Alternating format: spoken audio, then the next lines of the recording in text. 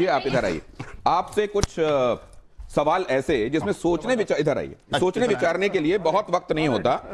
उसमें यह माना जाता है कि अमूमन आपके दिल में जो होता है वो जुबान पर आ जाता है, और आप तो इस बात के लिए जाने भी जाते हैं कि आप सीधे वो बात कह देते हैं जो आपके मन में होता है। यहां जरा कुछ एक बातें देखिए और इनका जवाब आपको क्या लगता है जरा वो समझने की कोशिश करते हैं, उसके बाद इस चर्चा को आगे बढ़ाएंगे। बहुत जल्दी से ये राउंड, धर्म संकट में क्या कहते हैं महाराज, जब ये तस्वीर सामने आती है, बहुत कुछ अभी तक आपने सुना महात्मा गांधी के विषय में, आप जानते हैं कितने सारे, सिर्फ भारत नहीं, सिर्फ भारत के लोगों के लिए वो हीरो नहीं रहे हैं, पूरे विश्व में न जाने कितने देश उनके व्यक्तित्व की सराहना करते हुए उनकी मूर्तियां वहां पर आपको देखने को मिलेंगी। हम 2 अक्टूबर के दिन पूरा देश कृतज्ञ होता है कि महात्मा गांधी ने, उनके तौर तरीकों ने बिना खड्ग बिना ढाल आजादी दिला दी। ये तस्वीर, क्या आप अपनी सोच को बदलने के लिए तैयार हैं जो महात्मा गांधी के विषय में आपने पहले सोच रखी, क्योंकि आप ये भी मानते हैं कि आपने पूरी पढ़ाई नहीं की है वैसी विद्यालयों में या कॉलेजेस में, तो क्या आपको यह लगता है कहीं गुंजाइश है कि आप समझते नहीं है मोहनदास करमचंद गांधी के व्यक्तित्व को? पूरी तरह से समझता हूं मैं, फॉलोअर था गांधी का, पहले पूरी तरह से 100% फॉलो करता था। जिस व्यक्ति ने भगवान श्री रामचंद्र जी के, भगवान श्री कृष्णचंद्र जी के फॉलोअर छत्रपति शिवाजी महाराज, गुरु गोविंद सिंह जी महाराज, राणा प्रताप जी महाराज को पथभ्रष्ट कहा, उस व्यक्ति को मैं महान कैसे बोल सकता हूं? और जिस व्यक्ति ने मारा महात्मा नाथुराम गोडसे जी भागे नहीं वहां से। हाँ। तब की पुलिस इतनी शक्तिशाली थी नहीं कि वो ढूंढ सके एक बार भाग जाने के बाद में किसी व्यक्ति को। और नाथुराम गोडसे जी पढ़े लिखे व्यक्ति थे, पत्रकार थे, वो एक बहुत बड़े संपादक थे। भाग क्यों नहीं गए मारने के बाद में? एक मिनट, भाग के क्यों नहीं गए? पूरे देश की विचारधारा, पूरे देश की विचारधारा और आपकी विचारधारा में जब फर्क है, तो क्या ये बहुसंख्यक लोग, क्या आप ये मानते हैं कि जो उनकी धारणाएं हैं वो गलत हैं? मुझे किसी को कुछ नहीं, मेरी धारणाएं मेरे लिए सर्वोपरि हैं, मेरी मान्यता है, तस्वीर जितना भी पता है। अगली तस्वीर आपके सामने रखता हूं, यहां क्या आता है, ये आपने बताया, क्या इनको देश के हीरो के तौर पर आप प्रोजेक्ट मेरे लिए हीरो है, मेरे लिए हीरो है, मेरा अपना जीवन है, मेरी अपनी धारणाएं हैं, मेरा अपना व्यक्तित्व है, मैं जिसको चाहे हीरो मानूं, जिसको चाहे दुष्ट मानूं। तो महिषासुर को रावण को पूजने वाले भी लोग हैं, वो विद्यार्थी। लेकिन मेरी मान्यताएं जो है, मैंने जो ज्ञान मुझे प्राप्त हुआ अभ्यास के द्वारा, और इसके बाद में इनकी पुस्तकें और उसकी पुस्तकें सब पढ़ ली मैंने, तो देखा है कि तब की कंडीशन क्या थी। भले ही लोग गांधी को पूजे, किसको भी पूजे, नाथुराम गोडसे जी को, सावरकर जी को मैं पूजूंगा। तो आप इनको भी पूजेंगे? बिल्कुल निस्संशय। विनायक दामोदर सावरकर और नाथुराम गोडसे आपके लिए हीरो हैं, और महात्मा गांधी के आप फॉलोअर थे। लेकिन जब आपने महिषासुर मर्दिनी स्तोत्र में एक वाक्य आता है, धनुजनी रोशिणी दितिसुत रोशिणी दुर्मिणी दुर्मुनि रोशिणी सिंधु सुते। दुष्ट प्रकार के भी तपस्वी होते हैं, बड़ा तप करते हैं, राक्षस, और बाद में दुरुपयोग करते हैं।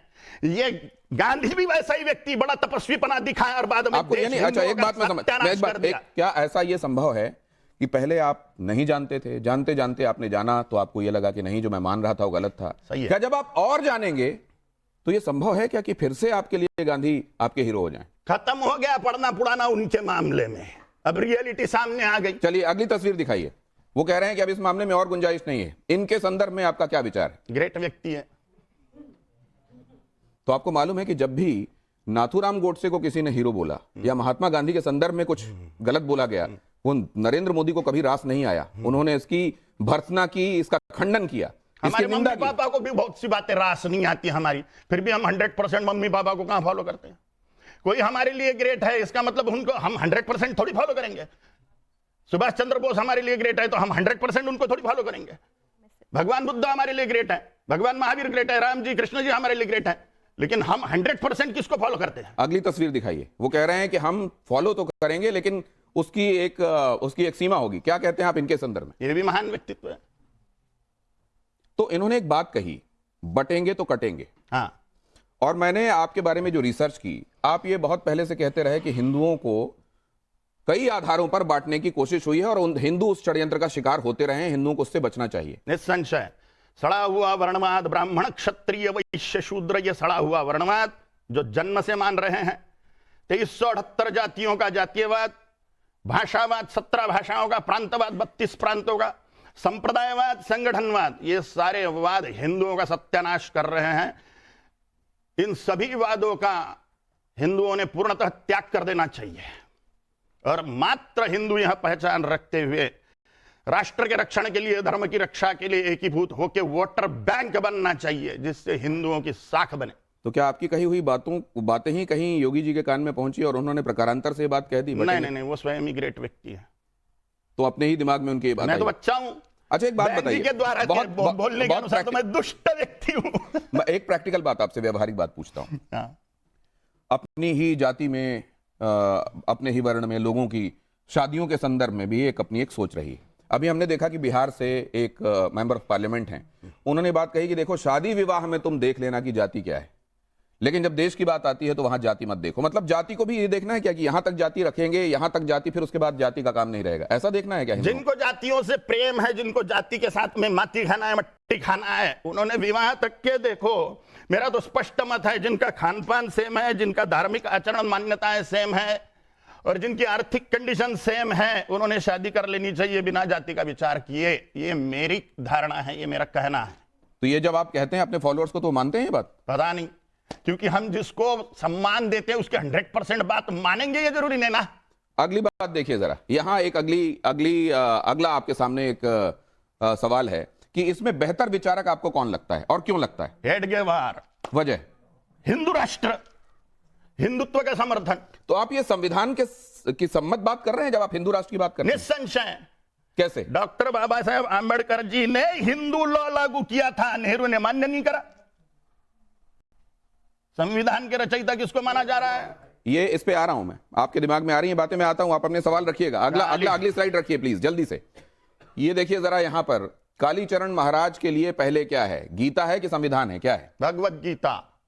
भगवत गीता आपके लिए पहले? हाँ, क्योंकि कोर्ट चलता है कायदे कानून संविधान से, लेकिन वहां पर भगवत गीता पर हाथ रख के कसम खिलाई जाती है, संविधान पे नहीं। इसलिए भगवत गीता प्रथम है, क्योंकि उस पर हाथ रखा हुआ व्यक्ति। लॉजिक, ये कपिल जी आ रहा हूं, इस पर अपनी बात कहिएगा, लेकिन ये भी जरा देख लीजिए। आप जब संविधान की भी शपथ लेते हैं ना, एमपी बनने और वो बनने के ऊपर, तो तब भी गीता पे हाथ रखिए। गीता पे हाथ रखी जाती है संविधान के लिए निष्ठा जताने बताने के लिए भी, इसलिए। अच्छा, यहां पर देखिए, बेहतर हिंदू राजा कौन है, पृथ्वीराज चौहान या शिवाजी महाराज? सबकी मान्यताएं हैं, मेरे लिए छत्रपति शिवाजी महाराज सर्वोपरि है। वजह क्या? क्योंकि उन्होंने कभी देश पर आए हुए, धर्म पर आए हुए शत्रु को क्षमा नहीं किया। अगली स्लाइड देखिए, इसमें आपका विवेक क्या कहता है, सबसे बड़ा हिंदुत्ववादी कौन? गोडसे जी। सिर्फ इसलिए कि उन्होंने गांधी जी पे गोली चला दी? मार वही सकता है जो खुद की बलि देने को रेडी है, जो खुद को बलि दे सकता है वही जान ले सकता है सामने वाले की। जो डर के रहेगा वो सिर्फ बयानबाजी, बतियाना, बकबकी। तो विनायक दामोदर सावरकर को आप क्या? वो भी ग्रेट है, लेकिन सर्वोपरि बोला आपने, सबसे ऊपर। तीनों भी ग्रेट थे, वो अपने अपने पद्धति से कार्य किए। लेकिन मेरे आदर्श नाथुराम जी गोडसे, मेरे में इतनी डेयरिंग होती तो मैं भी 4-6 लोगों को टपका देता था, लेकिन मेरे में नहीं है उतनी डेयरिंग। तो ये आप क्या, ये जब आपको लोग सुन रहे हैं, तो आप ये कह रहे हैं कि जिसमें डेयरिंग है वो ये काम कर दे, इस देश में कानून देश के लिए मारे और मरे। तो ये जो आपने कानून, संविधान, नियम, कायदे बनाए हुए हैं, ये बलि काय के लिए दी जाती खुद की, देश के धर्म के रक्षण के लिए। कानून के हाथ सब दूर थोड़ी पहुंचते हैं। तो किसी को ये विवेक कैसे पैदा होगा? आपकी ये माने कि ये जो सोच रहा है, इसकी सोच पूरे 100% सही है? धर्म ज्ञान से विवेक उत्पन्न होगा। भगवत गीता पढ़े, खूब अच्छी तरह से समझे। सुखदखे समय कृत्वाला भाला भौजया जय ततो युद्धाय युद्धस्व नैवं पापम वाप्स्यसि। धर्म रक्षा के लिए, राष्ट्र रक्षा के लिए युद्ध करे, खुद मारे और मरे। अगला, एक सेकंड, अगला। अगर आपको आज क्या संसद में आपको आज AK-47 दे दी जाए, 1000, 5000, 10,000, क्या आप यहां से हिंदुओं को उन AK-47 लेकर के बांग्लादेश में लीड करेंगे हिंदुओं को बचाने के लिए? निस्संशय। नहीं तो करिए, क्यों नहीं इकट्ठा करते? कौन दे रहा है AK-47? क्यों नहीं? खाली याद चिल्लाने से कि हिंदुओं को पैसे हो रहा है बांग्लादेश के। बात करना, बात करिए ना, इकट्ठा करिए ना। अरे वो बेचारे समाप्त होने वाला है, उनको रोटी पानी तक नहीं कोई दे पाया। ये रैपिड फायर देख लीजिए। क्या धर्म संसद में हेट स्पीच जायज है? कई बार हम देखते हैं कि साधु संत, उनके मुंहों से, मुखार बिंदों से जो निकलता है वो हेट स्पीच की संज्ञा दी जाती है उसको। इसको आप जायज मानते हैं, ना जायज? बिल्कुल नहीं। क्यों जायज माने? सत्य बताना। अगर हेट स्पीच है तो ये बोलने वाले ही गलत है, हेट स्पीच है करके। सच बताना अगर हेट स्पीच है तो बोलने वाले ही गलत है। तो कई बार उस तरफ से जो आवाजें आती हैं वो भी कहते हैं कि हम जो कह रहे हैं वो सच कह रहे हैं, आप हेट स्पीच कैसे, भड़काऊ कैसे कह रहे हैं इसको? उन पर कहां से ऑब्जेक्शन हो रहा है? उन पर क्या कायदे कानून हो रहा है? उन पर कौन सी कार्रवाई हो रही है? कार्रवाई तो हिंदुओं पे हो रही है, हिंदुओं की तरफ से बोलने वाले पर कार्रवाई हो रही है। अगली स्लाइड देखिए जरा, इसमें आप क्या कहते हैं? ये सवाल कहता है कि दोनों धर्म संसद में कितना अंतर है। स्वामी विवेकानंद 1893 शिकागो अमेरिका, और कालीचरण महाराज जिसमें थे रायपुर छत्तीसगढ़, इन दोनों में क्या अंतर है और कौन श्रेष्ठ है? विवेकानंद ही श्रेष्ठ है, इसमें कोई संशय नहीं है। मैं कहा किधर का कौन, मैं तो बुरा आदमी हूं बहन जी के हिसाब से, झूठा हूं। विवेकानंद जी तो ग्रेट है बहन जी, आपके हिसाब से विवेकानंद ग्रेट है कि नहीं है? विवेकानंद ग्रेट है कि नहीं? असल में तो वो यहां पे होती, अगर उनकी राय ले रहा होता मैं धर्म संकट में। यहां पर अगली स्लाइड दिखाइए।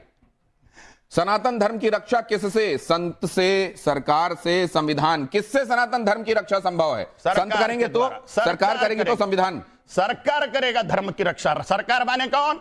राजाओं का समूह, 4945 राजा, 4150 विधायक, 545 लोकसभा सांसद, 250 राज्यसभा सांसद। तो ये जो विचार हैं वो विचार आपके सामने आ गए। अब जरा एक बार क्विकली मैं